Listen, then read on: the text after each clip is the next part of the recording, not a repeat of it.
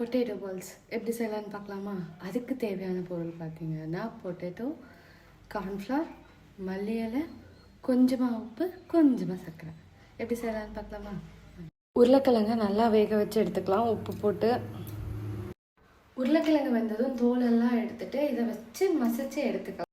இப்போ பார்த்தீங்கன்னா தோலெல்லாம் எடுத்தாச்சு. இதை வந்து நல்லா மசிச்சு எடுத்துக்கலாம். இதில் பார்த்தீங்கன்னா கொத்தமல்லி இலை, கார்ன்ஃப்ளவர் பார்த்தீங்கன்னா ஒரு 2 ஸ்பூன் போதும்.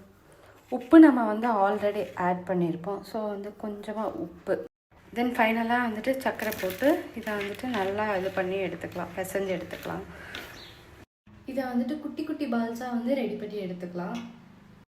எல்லாமே பால் மாதிரி ரெடி பண்ணி எடுத்துக்கிட்டாச்சு. இனி எண்ணெயில் போட்டு பொரிச்சு எடுத்துக்கலாம்.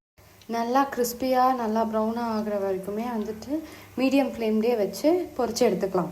கிறிஸ்பி பொட்டேட்டோ பால் ரெடி. சவுண்டு கேட்குதா?